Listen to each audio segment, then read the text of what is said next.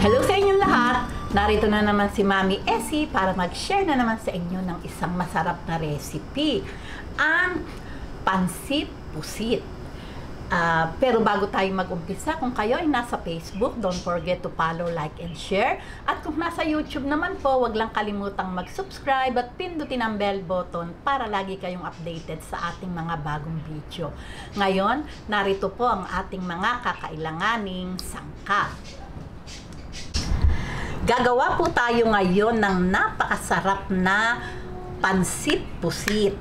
Ito po ay kalahating kilo. Ibababad lang po natin ng 3 to 5 minutes itong ating bihon. At ito naman pong nabili kong pusit ay 3/4 kilos po ito. Kailangan po ang bibili natin yung sariwa talaga para yung tinta talaga pong nahandoon siya at sariwang-sariwa. Hiniwa ko lang po ito ng ganitong kaliliit at nakita nyo naman po talagang napakaganda at itlugan po yung nabili ko. Repolyo, nasa inyo po yon kung gaano yung kadaming gulay ang gusto nyong ilagay. Isang carrots, kinchay, 2 sibuyas, 10 butil na bawang, 2 teaspoon pamintang pino, 2 tablespoon patis, 3 tablespoon na soy sauce, at ito pong ating chicken cubes. Nasa inyo po yun. Pwede po kayong maglagay ng kung anong gusto nyong pampalasa. At syempre po itong ating water. Okay, umpisahan na po natin yung paggigisa. At ito pong ating pansit bihon, tatanggalin ko na po yung tubig.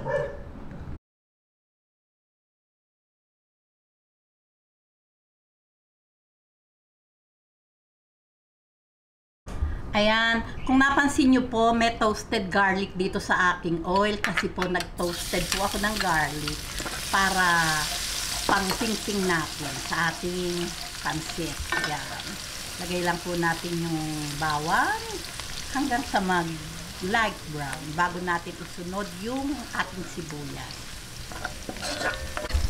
Ayan, lagay na po natin yung sibuyas. Konting gisa-gisa lang.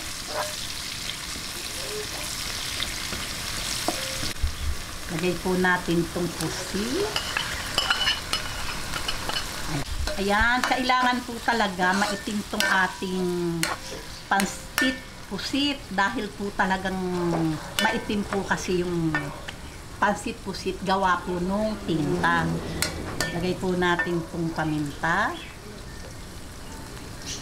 Ayan. Yung pong natitira mamaya.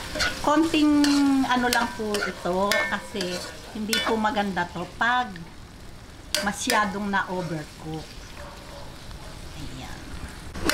Ayan, after 3 minutes, hanguin na po natin.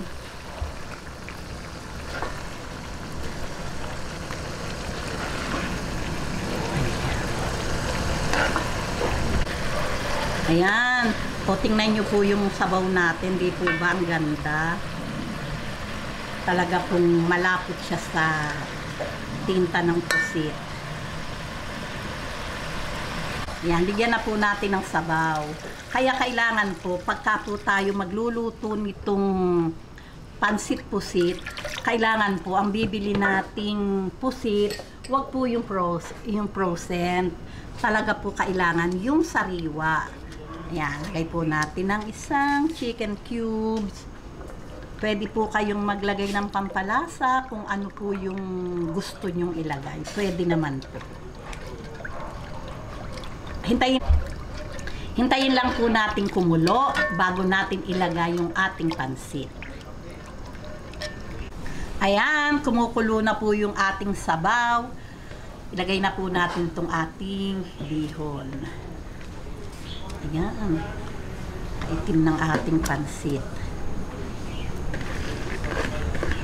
Ayan, nga pala po, yung pong ginamit kong pangsabaw dito, bukod po doon sa katas ng pusit, nag-add po ako ng 3 cups na water.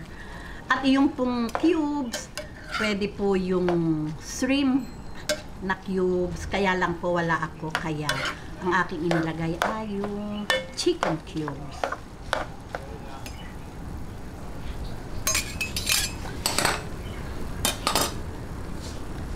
Okay, ilagay na din po natin tong ating repolyo. Ayan, nasa inyo po yung kung gusto nyo maraming gulay. Pwede naman po. Itong ating carrots. Kinchay. Itong ating paminta. Patis. Ayan, atin na pong haluin.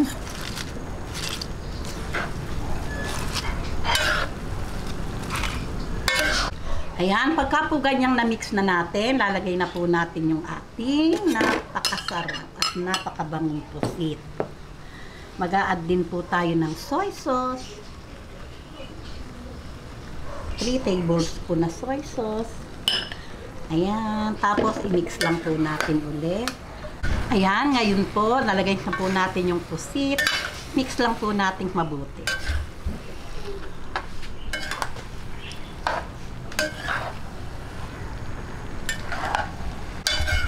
Okay, ngayon, hintayin lang po nating maluto yung gulay. Ready na po ito. Mga 2 to 4 minutes. Naku, ready na po ito. At napakasarap na pong kumain ng pansit pusit. Ayan, ang ganda ng ating pansit. Talaga naman pong maitim. Ayan, okay na po ito. Talaga naman pong ready na. Ito po masarap kahit naman po anong pansit. Kainin po natin hanggat mainit. Ayan. Ayan, ngayon ilagay na po ilagay na po natin sa ating serving plate at tikiman na po tayo. Ayan, lagay na po natin sa ating serving plate. Talaga naman pong yummy. Pagka po ganitong mainit, abay kainin na po agad natin. At talaga naman pong masarap. Pipigaan natin to ng kalamansi.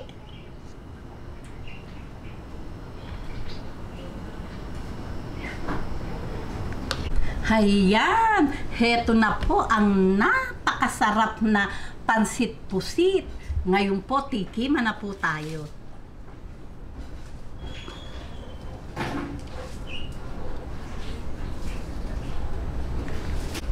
Ngayon, tikman na po natin.